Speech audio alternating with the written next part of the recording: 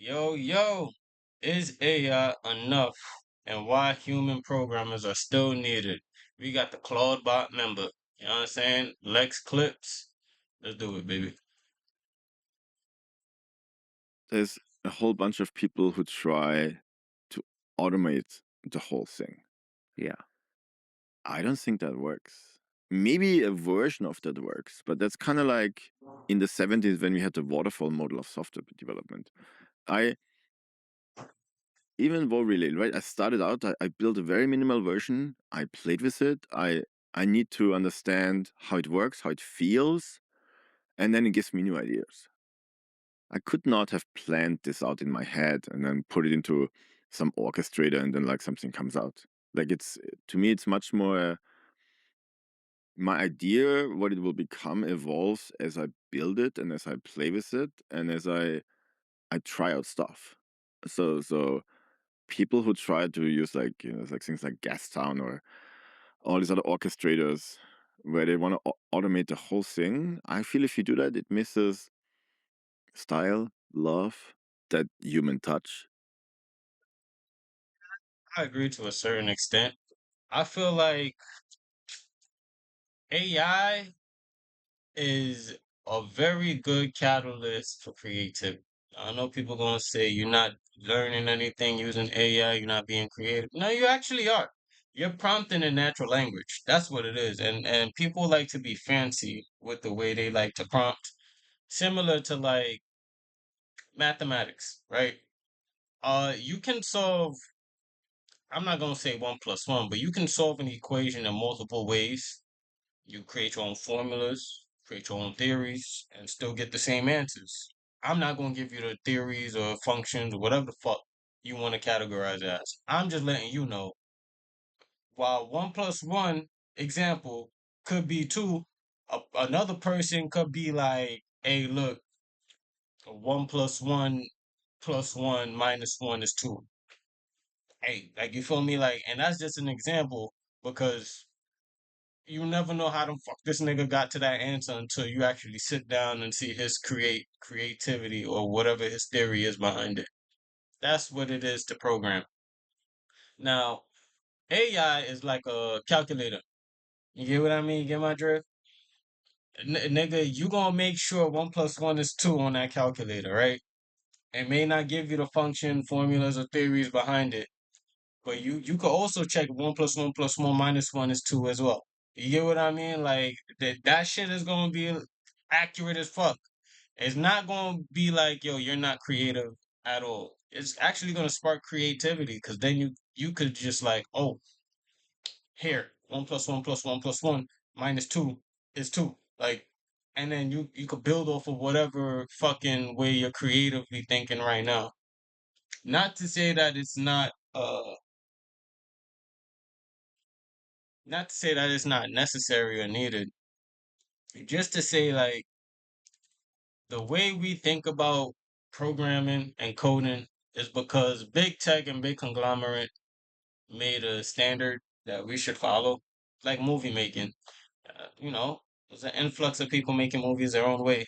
There's going to be an influx of programmers coding and making their apps their own way. That's why every app suck, because it's not built on the foundational stuff that we're used to. But here's the drift. Every fucking application gets hacked the same. A vulnerability is found. I don't think you can automate that away so quickly. So you want to keep the human in the loop, but at the same time, you also want to create the agentic loop where it is very autonomous while still maintaining the human in the loop. Yeah. I mean, it's a tricky balance, right? Because Mm. you're all for your big CLI guy, you're big on closing the agentic loop. So what's the right balance? Like, where's your role as a developer? You have 3 to 8 agents running at the same time. And then maybe one builds a larger feature. Maybe with one I explore some idea I'm unsure about. Maybe two, three are fixing little bugs or like writing documentation. Actually, I think writing documentation is always part of a feature. So most of the docs here are auto-generated and just infused with some prompts. So when do you step in and add a little bit of your human love into the picture? I mean, one thing It's just about what do you build and what do you not build, and how does this feature fit into all the other features, and like having a little bit of a vision. So I think, and correct me if I'm wrong, I know people hate writing documentation, but I think humans should write the documentation. Why? Because it forces the human to actually go under the hood, look at the code that AI generated, and write notes on what they're seeing, like almost like a journal dialogue. You know what I mean? So I don't think that documentation should be held by AI. I don't even think the rules should be written by AI. I think you should describe the rules, have AI kind of like delegate what should be done, and the process itself, yeah, you can monitor it and even slightly let AI handle it. But the only thing AI is really handling is the workflow and not the automation, but the workflow. Really, you should have your hands on everything, not like coding. Coding, yeah, you can. I'm gonna get a lot of backlash, but you can let AI automate that. The creative architecture and structuring how everything works. Like you should be able to play, stop, break stuff, see if it works the way you want it to work and the way the user should expect it.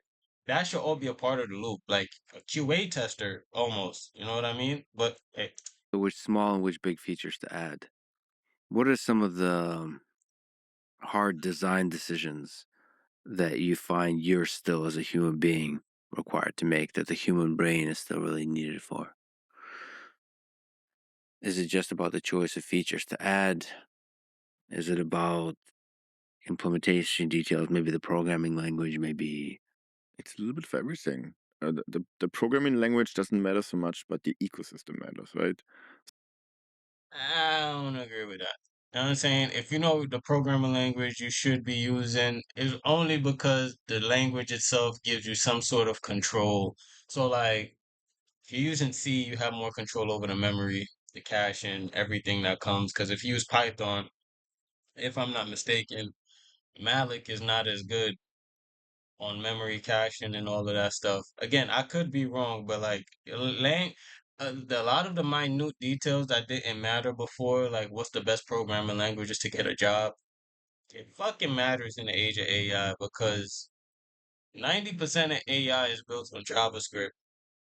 You get what I mean? So like if you're writing JavaScript and you're not even paying attention to what language you're supposed to use, then you might have an error, and the error could be constituted on just the basic architecture scheme. So you got to be very diligent on how you build it. Even for me, I'm not saying I haven't built in a while, but I'm having more fun learning about languages now than I did back then when AI first came out because you realize some of the errors that you come across, like runtime, compiling errors, you realize there's literally nothing you can fucking do sometimes. Especially if you hard coded it or you made it AI vibe coded. There's literally sometimes nothing you can fucking do. Unless you just start the app all over and make a better project using a different language. But you would have to be experienced in what language does what for you to know. Like there's not a lot you can fucking do. And even with AI, right? Because it's built on one language, predominantly JavaScript or Python in this case, um you still have to like it's like driving a car too. Like yeah, you have the left side mirror which is JavaScript and the right side mirror which is Python, but your blind spot is still someone driving right into you. Like, if a motherfucker drives into you, your rear view mirrors aren't gonna fucking catch it. It's you looking and being like, oh shit, and doing something about it. So pick your poison. So I picked TypeScript because I wanted it to be very easy and hackable and approachable. Uh, and that's the number one language that's being used right now. And it fits all these boxes, and agents are good at it. So that was the obvious choice.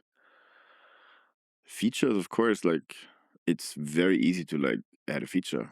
Everything's just a prompt away, right? But oftentimes you pay a price that you don't even realize. So thinking hard about what should be in core, maybe what's an experiment, so maybe I make it a plugin. Where do I say no? even if people send a PR, and I'm like, yeah, I like that too, but maybe this should not be part of the project. Maybe we can make it a skill. Maybe I can like make um, the plugin side larger so you can make this a plugin, even though right now it doesn't.